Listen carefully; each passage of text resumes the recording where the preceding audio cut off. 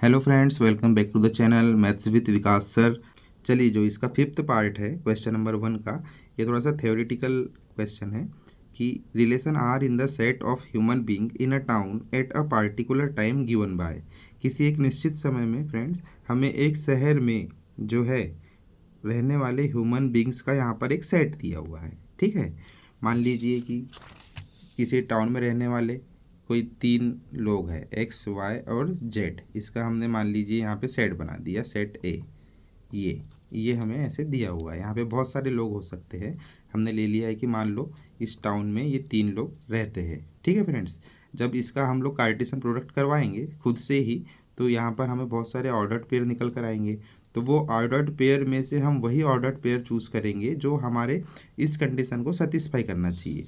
अब कंडीशन क्या है कि x y such that x and Y work at the same place. हमें ऐसे ऑर्डर पेयर चूज़ करना है जहाँ पर ये कंडीशन अप्लाई होना चाहिए कि एक्स और वाई दोनों सेम प्लेस में काम करना चाहिए। देखिए, अभी इस सेम प्लेस को, जैसे सेम प्लेस मतलब उसी जगह, मतलब मान लो हम कोई एक कंपनी ले लेते हैं। यहाँ पे मान लो हम पार्ले जी की कंपनी ले लेते हैं। ठीक है, पार्ले जी, इसकी कोई कंपनी है। यहाँ पे जो है ये हमारा एक्स और वाई दोनों काम करना चाहिए। ठीक है, तो अब सबसे पहले हम चेक करेंगे कि ये रिफ्लेक्सिव है कि नहीं। तो रिफ्लेक्सिव की कंडीशन क्या होती है फ्रेंड्स, अभी हमने देखे थे पिछली क्लास में कि x x belongs to R for all x belongs to A. Set A के जो जितने भी एक्स है, सारे एक्स जो है ये खुद से ही बिलोंग करना चाहिए। जैसे यहाँ पे एक्स वाई जेड हमने लिए है सेट ए में, तो यहाँ क्या होना चाहिए, एक्स कॉमा एक्स भी होना चाहिए, वाई कॉमा वाई भी होना चाहिए और जेड कॉमा जेड भी होना चाहिए। और ये ऐसे होना चाहिए कि ये दोनों जो है ये सेम प्लेस में काम करना चाहिए। जैसे कि हमने लिखा पार्ले जी कंपनी, तो ये दोनों जो है ये पार्ले जी कंपनी में काम करना चाहिए। ठीक है फ्रेंड, तो बिल्कुल पॉसिबल है। देखिए हमने क्या लिखा है, every person works at his और हर ऑन वर्क प्लेस। हर व्यक्ति जो है अपने ही कार्यस्थल पर काम करता है कि नहीं। अब जैसे मैं स्कूल में काम करता हूँ तो मैं स्कूल में ही तो काम करूँगा। जैसे मैं मान लो यहाँ एक्स एक्स को, जैसे कि ये एक्स और ये एक्स, मान लो ये एक्स जो है हमारा राम है और ये राम जो है पार्ले जी बिस्किट में काम करता है। और ये एक्स भी क्या है, राम ही तो है, तो ये राम भी पार्ले जी बिस्किट में काम करता है। मतलब कि यहाँ पे ये दोनों सेम ही तो है ना फ्रेंड्स, दोनों सेम ही है। तो ये अगर पार्ले बिस्किट में काम करता है तो ये भी पार्ले ही बिस्किट में काम करेगा। ऐसे ही अगर ये वाई वाई को देखो, अगर मान लो वाई जो है श्याम है, ठीक है, तो ये भी कौन है, श्याम ही तो है। अगर श्याम जो है पार्ले बिस्किट में काम करता है तो ये श्याम ही तो है, ये भी तो पार्ले बिस्किट में काम करेगा।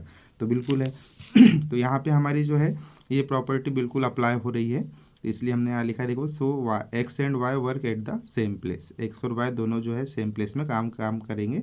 Hence X comma X belongs to R, so therefore R is reflexive. अब हमें चेक करना है कि क्या ये सिमेट्रिक होगा। तो देखिए, अब सिमेट्रिक होने के लिए क्या होना चाहिए फ्रेंड्स। अब जैसे देखिए, फिर से मैं आपको समझाता हूँ। जैसे मान लो हमने, देखो पहले तो सिमेट्रिक होने के लिए एक्स वाई अगर बिलोंग करता है आर से, तो वाई एक्स भी बिलोंग करना चाहिए आर से।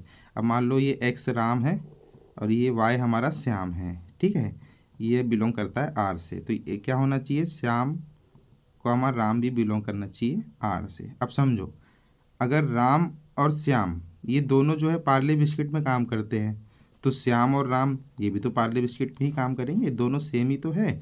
यहाँ राम श्याम है, यहाँ भी श्याम राम है, बस ऑर्डर चेंज हुआ है। बट हमारी कंडीशन क्या है कि वो एक ही जगह पे काम करना चाहिए। तो अगर राम श्याम एक ही जगह पे काम करते हैं तो श्याम राम भी एक ही जगह पे काम करेंगे। बिल्कुल सही बात है। तो इसे थोड़ा सा हमको थ्योरेटिकल लिखना होगा। देखिए हमने क्या लिखा है, आर इज सिमेट्रिक इफ़, ये कंडीशन अप्लाई होगी तो आर सिमेट्रिक होगा। और यहाँ लिखेंगे if x and Y work at the same place then y and x also work at the same place. अगर एक्स और वाई किसी सेम प्लेस में काम करते हैं तो वाई और एक्स भी उसी प्लेस पर काम करेंगे। हैंस यहाँ पे क्या होगा, वाई एक्स भी बिलोंग करेगा आर से, तो देयरफॉर आर इज सिमेट्रिक। हमें इस तरह से थ्योरेटिकल इस क्वेश्चन को राइट करना होगा फ्रेंड्स। ठीक है, तभी आपको इसमें फुल मार्क्स मिलेंगे बोर्ड एग्जाम में। अगर आप इसे शॉर्टकट में लिखेंगे तो शायद मार्क्स पूरे ना मिले। अब देखिए नेक्स्ट, अब चेक करना है कि आर जो है रिलेशन जो है ये ट्रांजिटिव होगा कि नहीं। तो ट्रांजिटिव होने के लिए क्या कंडीशन होती है कि एक्स वाई बिलोंग करेगा आर से और वाई जेड बिलोंग करेगा आर से, तो एक्स जेड भी बिलोंग करना चाहिए आर से। अब इसे देखिए यहीं के ही मैं आपको समझा देता हूँ। जैसे अभी हमने यहाँ पे लिया है एक्स, क्या ले, एक्स को मान लो आप कौन है, राम है। और वाई को मान लो आप कौन है, श्याम है, और जेड को मान लो घनश्याम है। ठीक है फ्रेंड्स, घनश्याम। अब देखिए कंडीशन क्या होगी, एक्स कॉमा वाई और वाई कॉमा जेड, तो क्या होना चाहिए, एक्स कॉमा जेड होना चाहिए। मतलब कि राम और श्याम अगर पार्ले जी बिस्किट में काम करते हैं और श्याम और घनश्याम भी उसी कंपनी में काम करते हैं, तो राम और घनश्याम भी उसी कंपनी में काम करेंगे। सीधी सी बात है ना फ्रेंड्स। तो यहाँ तो आपको लॉजिक सीधे सीधे समझ में आ रहा है कि अगर देखिए एक्स वाई उसी कंपनी में काम करते हैं और वाई जेड भी उसी कंपनी में काम करते हैं, तो एक्स जेड भी करना चाहिए। तो एक्स तो यहाँ आ गया, जेड भी यहाँ आ गया, ये दोनों भी तो कंपनी में काम करते हैं, तो एक्स जेड भी काम करते हैं, ये अप्लाई हो रहा है मतलब। तो इसे भी हमें इस तरह से लिखना पड़ेगा, if x and Y work at the same place and y and z work at the same place, then x and z also work at the same place. Hence x z जो है belong करेगा are से, therefore R is transitive. तो इसे हम final ऐसे लिखेंगे, hence R is an equivalence relation. Direct लिखेंगे फ्रेंड्स, अगर ये तीनों प्रॉपर्टी शो कर रहे हैं हमारी, रिफ्लेक्सिव भी, सिमेट्रिक भी और ट्रांजिटिव भी, तो वो जो रिलेशन होता है हमारा इक्विवेलेंस रिलेशन होता है। तो हम ऐसे लिख देंगे कि R is an equivalence relation. ठीक है फ्रेंड्स। अब जो इसका बी पार्ट है, इसका जो बी पार्ट है फ्रेंड, ये same to same question number 1 की तरह, ए इसके फर्स्ट पार्ट की तरह ही है, ए की तरह ही है जो बी है।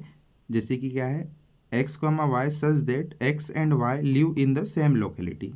अब देखिए सेम कंडीशन है, बस यहाँ क्या था पिछले क्वेश्चन में कि वो work at the same place दिया था, अब ये हो गया कि live in the same locality. Condition तो सेम ही है, बस फर्क क्या आ जाएगा यहाँ पे, अब यहाँ कंपनी की बात कर रहे थे हम लोग, अब यहाँ पे क्या करेंगे, एक मोहल्ले की बात करेंगे। यहाँ पे कंपनी में काम करने की बात हो रही थी, यहाँ मोहल्ले में रहने की बात हो रही है।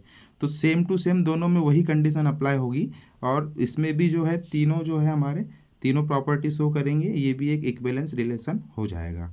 तो मैं चाहता हूँ फ्रेंड्स कि ये जो क्वेश्चन है ये आप खुद से सॉल्व करें, ताकि आपकी जो फर्स्ट क्वेश्चन की प्रैक्टिस है ये भी अच्छे से हो जाए।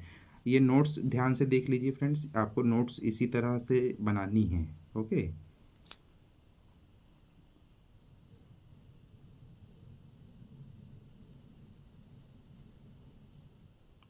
अब चलिए इसका हम लोग नेक्स्ट पार्ट करते हैं। चलिए फ्रेंड्स, अब इसका सी वाला पार्ट करते हैं। रिलेशन दिया हुआ है x comma y such that x is exactly 7 centimetre taller than y. X comma y जहाँ एक्स वाई से ठीक ठीक 7 सेंटीमीटर लंबा है। देखिए फ्रेंड्स, इसको समझाने के लिए मैं आपको एक एग्जांपल दूंगा। पहले तो देखिए फ्रेंड्स, इसको समझने के लिए हम पहले समझते हैं कि हमारा सिमेट्रिक के लिए क्या चाहिए, हमें एक्स एक्स बिलोंग करना चाहिए आर से। अब देखिए एक्स और एक्स, इसमें रिलेशन क्या है कि एक्स और ये एक्स, ये दोनों 7 सेंटीमीटर एक दूसरे से टॉलर होने चाहिए। बट यहाँ पे देखिए कोई खुद से ही 7 सेंटीमीटर टॉलर कैसे होगा। जैसे मैं बोलूँगा आपको कि मैं खुद से ही 7 सेंटीमीटर लंबा हूँ, ऐसा तो हो ही नहीं सकता ना। क्या आप खुद से 7 सेंटीमीटर लंबे हो? नहीं ना। तो ये तो कंडीशन हमारी यहाँ पे अप्लाई ही नहीं हो सकती, ट्रांजिटिव वाली, सॉरी रिफ्लेक्सिव वाली कंडीशन यहाँ पे क्या हो नॉट अप्लाई होगी। देखिए हमने यहाँ लिखा है, no person can be 7 centimetre taller than himself. कोई भी व्यक्ति खुद से ही 7 सेंटीमीटर लंबा नहीं हो सकता। Hence x x not belongs to R. तो ये क्या हो जाएगा, नॉट रिफ्लेक्सिव हो जाएगा।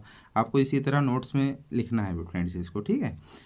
अब फॉर सिमेट्रिक के लिए क्या हो जाएगा कि एक्स वाई अगर बिलोंग करता है आर से, तो वाई एक्स भी बिलोंग करना चाहिए आर से। अब ज़रा यहाँ ध्यान से देखो, अगर एक्स वाई से 7 सेंटीमीटर लंबा है, तो वाई एक्स से थोड़ी ना 7 सेंटीमीटर लंबा हो जाएगा, ये तो छोटा हो जाएगा एक्स से 7 सेंटीमीटर, ठीक है ना।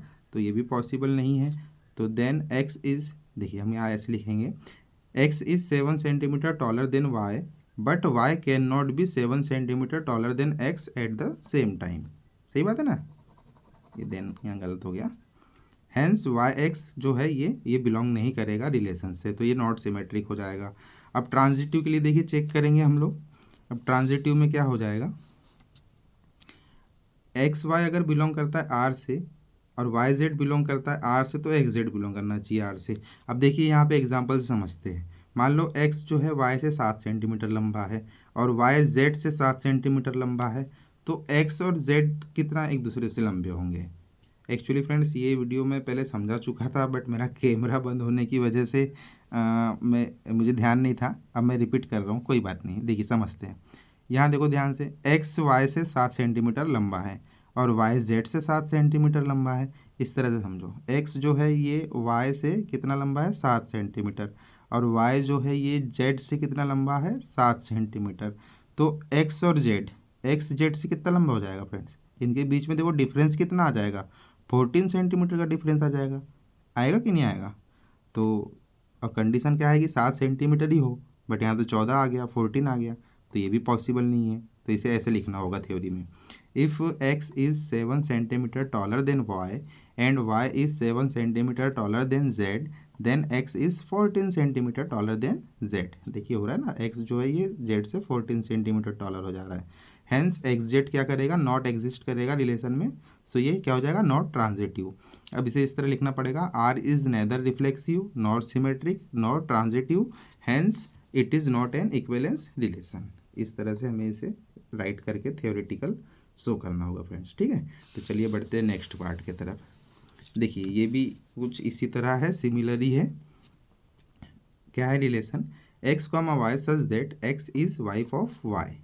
एक्स कॉमा वाई इस तरह है कि एक्स वाई की क्या है, पत्नी है। ठीक है, अब देखो फ्रेंड्स, इसमें तो हम तीनों रिलेशन में आपको यहीं समझा देता हूँ।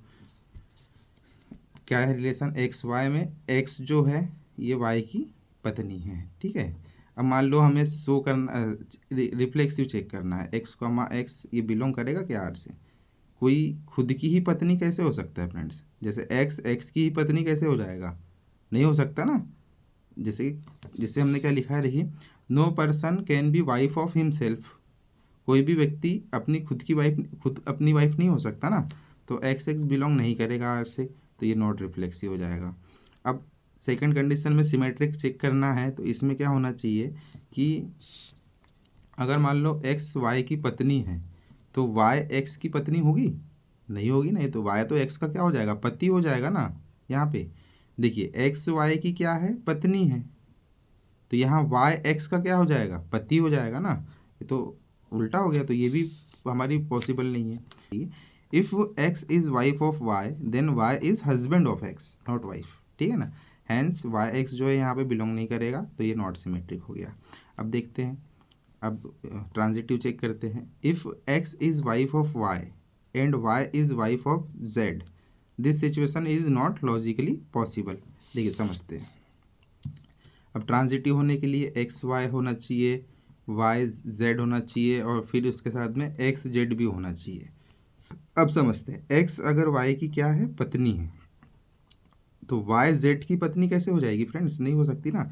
वाई तो अगर ए रिलेशन बनाते भी है तो वाई जेड का क्या होना चाहिए, हस्बैंड होना चाहिए।